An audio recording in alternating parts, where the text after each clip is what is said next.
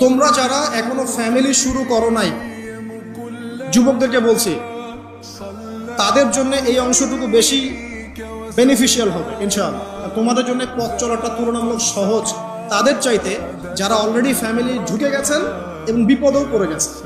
আল্লাহ পাক এখানে একটা মূলনীতি দিয়ে দিলেন, নিজে বাঁচতে হবে, পরিবারকে বাঁচাতে হবে। আর আমি আগেই বললাম, পরিবার বাঁচলে সমাজ বাঁচবে, সমাজ বাঁচলে রাষ্ট্র বাঁচবে। আসেন, প্রথমে আমরা দেখি যে কোরআন কি বলছে। আদম এবং হাওয়া আলাইহিম আসসালাম, মনে আছে? তাদের দুইজনকে আল্লাহ পাক পৃথিবীতে নামিয়ে দিয়েছেন না? যে ভুলটা তারা করেছেন, সেই ভুলের ফল তারা দুইজনের সমানভাবে শেয়ার করে নিচ্ছেন না? বুঝতে পারছেন?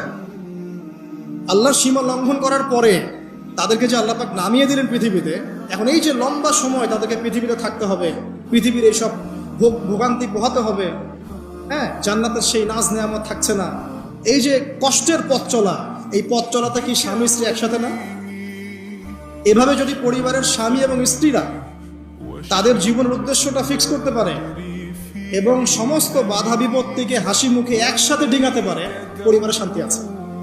তোমরা যারা এখনো ফ্যামিলি শুরু করো নাই, যুবকদেরকে বলছি, তাদের জন্য এই অংশটুকু বেশি বেনিফিশিয়াল হবে ইনশাআল্লাহ।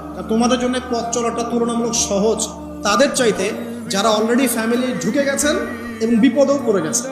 আল্লাহ পাক এখানে একটা মূলনীতি দিয়ে দিলেন, নিজে বাঁচতে হবে, পরিবারকে বাঁচাতে হবে।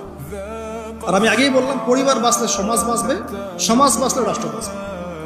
আসেন, প্রথমে আমরা দেখি যে কোরআন কি বলছে। আদম এবং হাওয়া আলাইহিম আসসালাম, মনে আছে?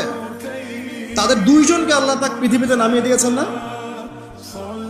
যে ভুলটা তারা করেছেন, সেই ভুলের ফল তারা দুইজনের সমানভাবে শেয়ার করে নিচ্ছেন না? বুঝতে পারছেন? আল্লাহর সীমা লঙ্ঘন করার পরে তাদেরকে যে আল্লাহ পাক নামিয়ে দিলেন পৃথিবীতে, এখন এই যে লম্বা সময় তাদেরকে পৃথিবীতে থাকতে হবে, পৃথিবীর এইসব ভোগান্তি পোহাতে হবে, হ্যাঁ, জান্নাতের সেই নাজ নেয়ামত থাকছে না, এই যে কষ্টের পথ চলা, এই পথ চলাতে কি স্বামী স্ত্রী একসাথে না?